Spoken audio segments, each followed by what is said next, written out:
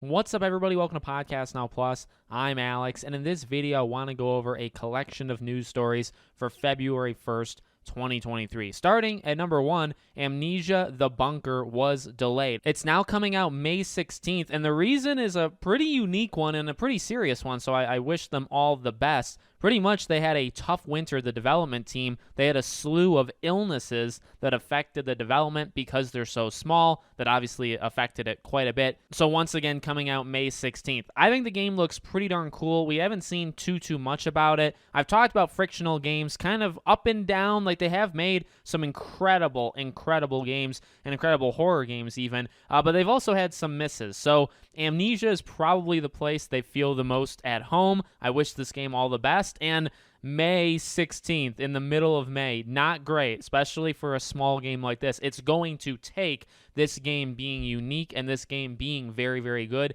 in order for it to stand out, because May and June are absolutely nuts with games, even late April, you could say, as well. So it really is going to have to stand out, and it's not necessarily going to stand out based off of its name or its size. It's going to have to stand out because it's a really good game. Speaking of a game that looks really good, Resident Evil 4. So this is going to be the Game Informer issue for the month of February. So they're going to show a bunch of stuff, and yesterday they kind of kicked it off. They didn't show much. It was a very short amount of gameplay, but they did get to play, I believe, 2 different chapters of the game, and then in their written version, when you have to buy Game Informer, they went over a couple details, and this comes from Okami Games. Let's just read through some of the quick-fire details. Side quests are now in the game. There's new enemies. There's a new crossbow weapon. No quick-time events, which is a really big one.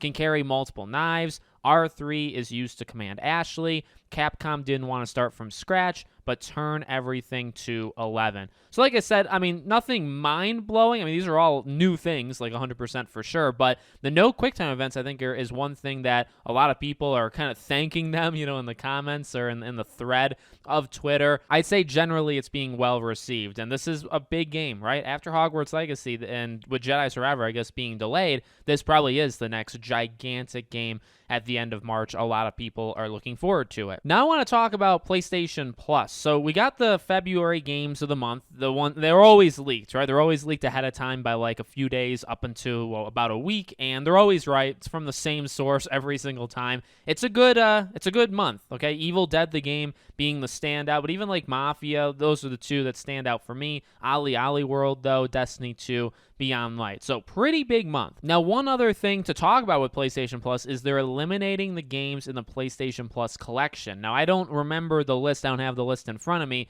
I think it's close to about 20 or so games. Big games, all from the past for sure, but pretty big games, and a mix of first-party games and third-party games that are pretty gigantic, and they're going to be removed starting on May 9th, but you got to remember, because this is PlayStation Plus, and I do love that it has this feature, once you have it, right? So you just have to add it to your library, and you possess it, you own it in a sense, right? In a new age kind of sense. Unlike others, right? For other services, other systems, other places, sometimes when they're removed from that service, they're gone. If you have it, you need to buy it. It's no longer available to you. So, it's a pro-con. It's a negative because, from May 9th on, any new people that are getting the PS5, actually, that is the case here. Any new person that gets the PS5 from May 9th on, they can't get them anymore, right? They're completely off the table. So that is the big negative. For everybody that already has it, it's not so much of a negative. And now the last story I want to talk about, there's been quite a few stories over the last few days. Some of them I've let slip and I haven't covered.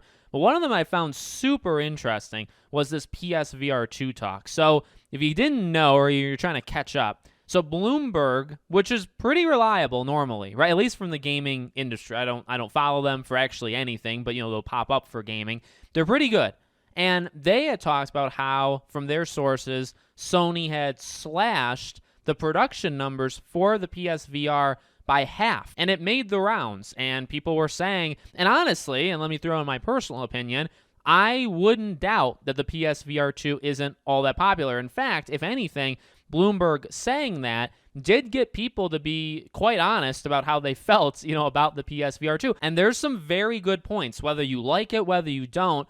it being like the price of the PS5 or slightly more, like that is an issue. That's an issue. It not having PC support. I saw a lot of people saying that. The backwards compatibility. Yes, you leave it up to the developers, but you do lose a lot of the games, that were made on PSVR 1, jumping to 2, you lose a lot of those. So there are some good points, like 100%. And I can tell you as of right now, I'm not getting the PSVR 2 at launch. I want to get it eventually, but I'm not going to be getting it at launch. Now, since then, Sony has outright come out to say that was a lie, that whoever, whatever was going on over there is not true. And that was pretty big. Again, Bloomberg is pretty respected, I think, in the gaming industry. So for Sony to just come out and say that is a load of garbage, and now, honestly, it's whether you believe them or not, right? It's who you believe, because either one could be lying or Sony could be lying or whatever. I guess literally, and here's the fun of it, we'll just have to wait and see, right? You'll just have to wait until the system comes out. I'm sure there will be, shipment numbers, there'll be sales numbers over the first month, the first year. We will know how well it's done eventually. It's just going to take a while, right? So that one I just found pretty interesting, because we normally don't see things like that happen all that much in the gaming industry. Let me know what you guys think in the comments. Make sure you guys are subscribed, bell icon turned on, and I hope to see you all on the next one.